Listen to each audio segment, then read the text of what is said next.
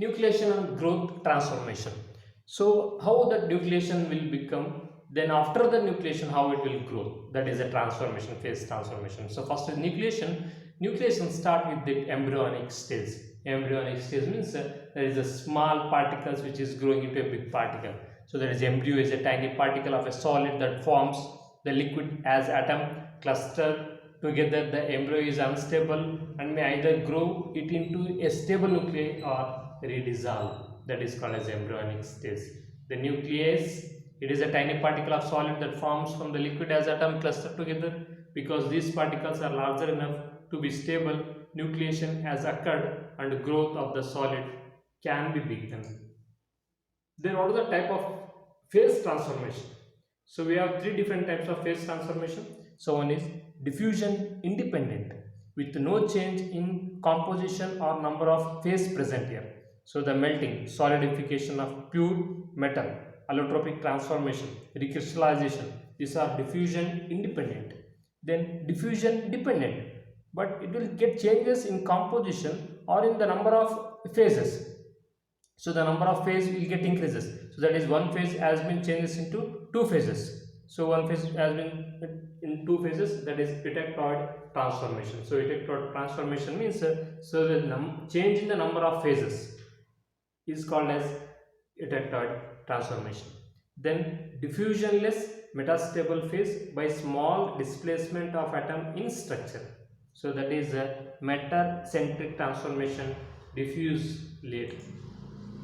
So one we can know that diffusion independent, what are the properties? No change in number of composition of the phase present. So the number of phase is same after the phase transformation. In diffusion dependent, solidification of the pure metal is the example. Then allotropic transformation, recrystallization of the grain growth. Then diffusion dependent transformation, some alteration in phase composition, that is one phase will get changes into two phases. So often alteration in the number of phase present, so that will increases in the phase. Then final microscopic orderly consists of in two phases. The example is eclectoid reaction. Then diffusionless transformation, so it is metastable phase in produce. Then metacentric transformation in some, so still occurs. So here it is example of a diffusion dependent transformation. Diffusion sorry, it is not diffusion dependent. Yeah, diffusion dependent. So the first one is diffusion independent. So second one is a diffusion dependent transformation. So here, as earlier know that the diffusion dependent means from one phase has been transferred into two phases. So here it is a ferrite. So ferrite on heating at 723 degrees centigrade. So one phase has been changes into two phases. So one is austenite, another one is ferrite. So that is eclectoid phase diagram. In eclectoid system, a solid phase replaces the liquid phase of the eclectic system. So that is the eclectoid system involves so the transformation of a solid phase into two other solid phases on cooling and vice versa. So it is simple here. So one solid phase has been changes into two different solid phases, that is diffusion dependent.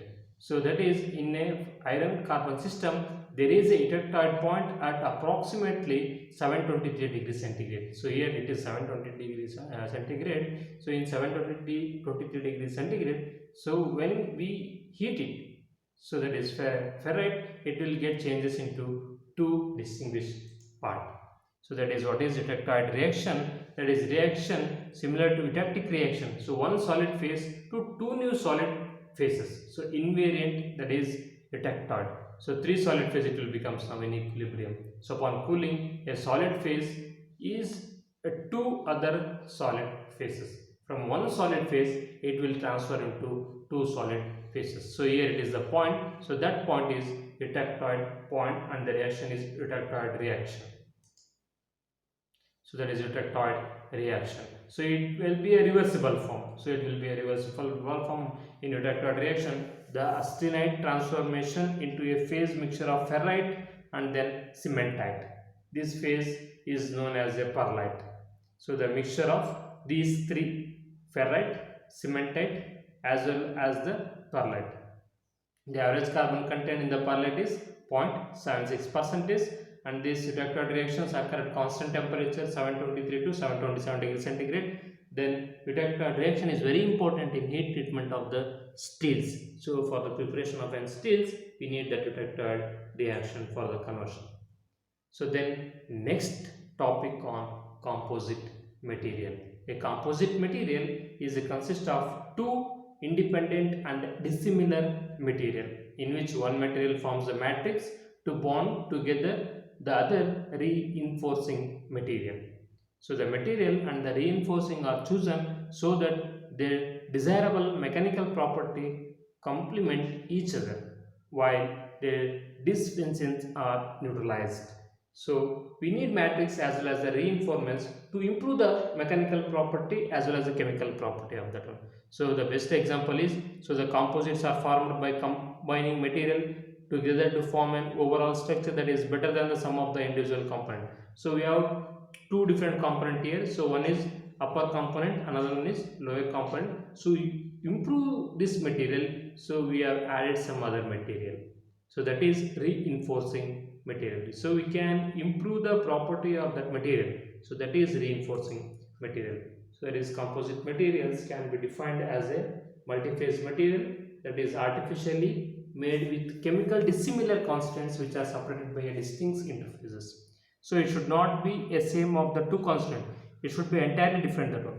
So that many composite material consist of only two phases. So that properties of composites are dependent on the matrix and the reinforcing material. So the constants of composites. So the composites consists minimum of two parts. So a bulk or a continuous phase is called as matrix, and the dispersed phase called reinforcement. So two major part, matrix and then reinforcement. So what is matrix? So surrounding the individual's reinforcing element, protecting against surface damages. So it will maintain the relative position, prevent the propagation of brittle cracks between individual reinforcing elements. So that is thermoplastic and then thermosetting polymer, metal, carbon, etc. Then reinforcing material, it imparts special electrical and then mechanical property to enhance the matrix property. So we need matrix as well as the reinforcement material to increases the strength of the matrix. Example, gravels as well as the ceramics.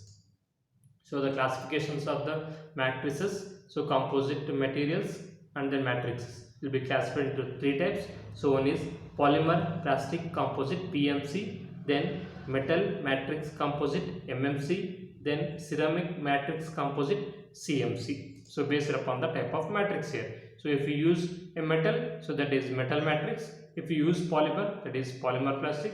If you use ceramic, that is ceramic matrix. Classification of composites now.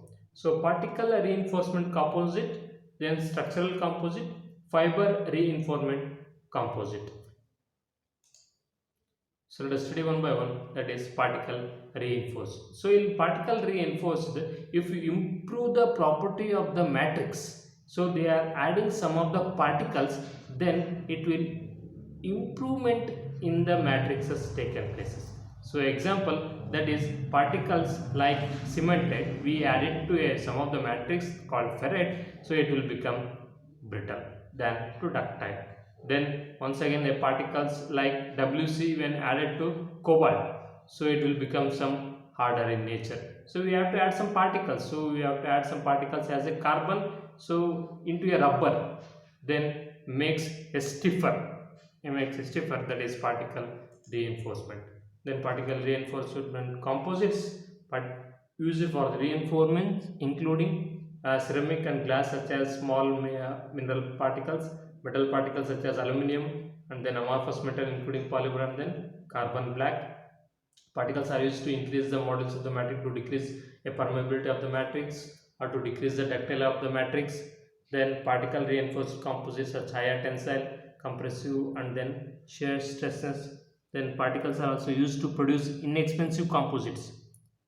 So examples, automobile tire which has a carbon black particle in a matrix of an elastomeric polymer, and then concrete where a aggregate of sand and then gravels are the particles of cement in the matrix. So that is particle reinforcement. So these are some of the examples. So we can see that is particle, that is Fe3C cementite in a brittle causes for the ferrite, and then by adding carbon to rubber make them stiffer in automobile tires. Then fiber reinforcement. Fiber reinforcement means a carbon-carbon processor. We have to add some of the carbon to make them a stronger in the form of an fibers. So by looking at this diagram, you can see that carbon in the form of an fiber, they will make a very stiff, very stronger, makes the matrix. So very stiff and then stronger. So then fiber reinforcement polymer composites are made up of two fiber and then plastic matrix or more metal with significantly different properties or which remain separate on the macroscopic level. So it will improve it. So we can see some of them in applications. Then composite survey structural, that is structural composite. So they are adding some sandwich panels here to improve the face sheet as well as the lower sheet. So they will adding some honeycomb, so which will makes a tensor. So then mechanical property and then higher in their chemical property also will get increases.